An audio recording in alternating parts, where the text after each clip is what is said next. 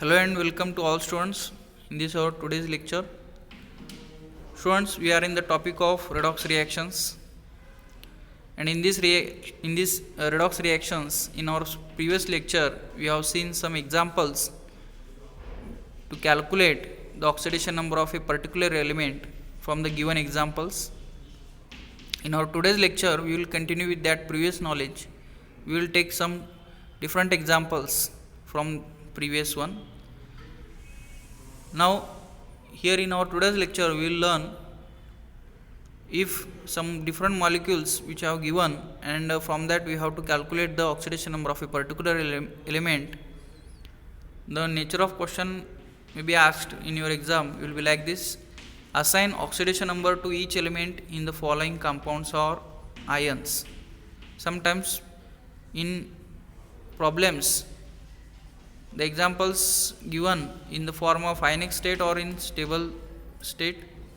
Some of the examples which I have mentioned here: A KMnO4, B K2Cr2O7, C Ca3PO4 twice.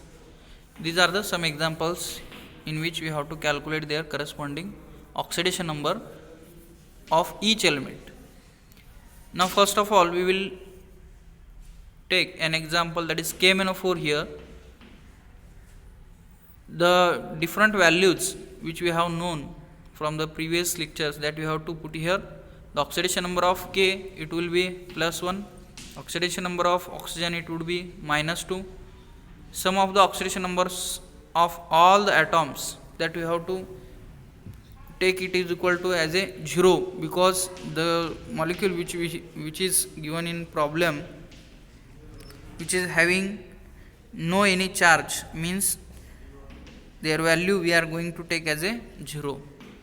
So the oxidation number of K plus oxidation number of Mn plus 4 into oxidation number of oxygen, that we have to put up all the values in this equation, is equal to 0, because the net charge which is present on this molecule, it will be 0. So this is the procedure to calculate the oxidation number of a particular element from the given molecule. So we will go with that next step. +1, that we have to put the value of, that is oxidation number of K, as a +1. So we have substituted here. Plus oxidation number of manganese, that we have to calculate. I will keep that term as it is. Plus 4 into oxidation number of the oxygen, it would be -2, and the overall net charge on the molecule, it will be 0. So I will keep that value as a is equal to 0. The oxidation number of manganese, that we have to calculate, we will go with that equation. So after rearranging all these terms, 4 into -2, it will becomes -8, and when it goes to the right hand side of the equation, it will becomes +8, and the +1 which is present at the left hand side of this equation, when it goes to the right hand side, it becomes -1. So +8 -1, we will get the answer as a +7, and which is nothing but the oxidation state of the element which is now we are going to be calculate, is nothing but the manganese. This is the oxidation state of manganese, that is +7, that you have to write in this manner. So this is the method for the calculation of, or the assigning the oxidation number to the each element. And if you look at the next example, that is K2Cr2O7, we did here also the same things. The known values we will take in this manner, that is first oxidation number of K is equal to +1, oxidation number of oxygen, it will be -2, and all the things that we have did in the previous example, here also the same procedure we did here, and we have kept the oxidation number of chromium as it is in the equation, that now we are going to calculate. So after rearranging all the terms, we will get the value, that is oxidation number of chromium, it would be plus 6. So this is the procedure for the calculation of oxidation number of a particular element or all the elements in the given molecule. Here in the third example also we have applied the same things, and here we have calculated the oxidation number of phosphorus here as a plus 5. So you can take the screenshot for the solution here in this video, and you can take different examples also with the help of all the rules which you have told in this our previous lecture. With the help of that rules you can solve the different examples also.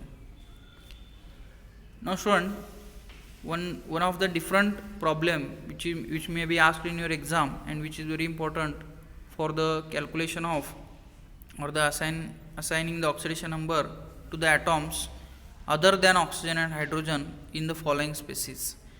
This type of problems may be asked in many examinations. So I have mentioned here also in our today's lecture. So these are the different examples: SO3 2 minus, BrO3 minus, ClO4 minus, NH4 plus. Here in the example, in these examples, other than hydrogen, sometimes maybe oxygen is also absent. So for this species we have to calculate the oxidation number of the corresponding elements. So how to calculate their solution we have mentioned here.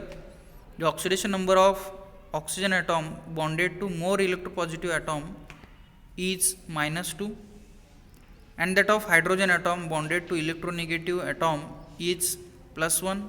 Up to this we have already seen their examples. Using these values, the oxidation number of atoms of other elements in a given polyatomic species are calculated. So look at this first example. In this example we already solved such an example in our previous slide, but here the net oxidation state of this molecule ionic species, it will be -2 is equal to oxidation number of sulfur plus 3 into oxidation number of oxygen. After solving we will get the answer 4, that is oxidation number of sulfur, it would be +4. In some examples also, oxidation, if you want to calculate the oxidation number of bromine, we can substitute all the values, we can calculate, and after rearranging all the terms you will get the oxidation number of bromine as a +5. Similarly also with the different examples which we have mentioned in our problem that we have solved, so we will get their corresponding answers will be like this. Chlorine in ClO4 minus, it would be +7, like that of nitrogen in NO3 minus, we will get the answer +5. Sulfur in SO3 you will get +6. Nitrogen in NH4 plus, you will get the answer -3.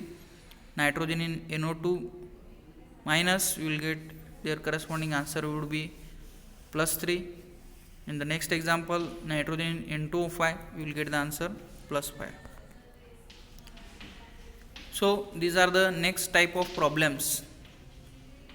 Identify whether the following reactions are redox or not. State oxidant and reductants in the following redox reactions. Such a type of problems we will learn in our next lecture. So this is all about in our today's lecture. Thank you very much.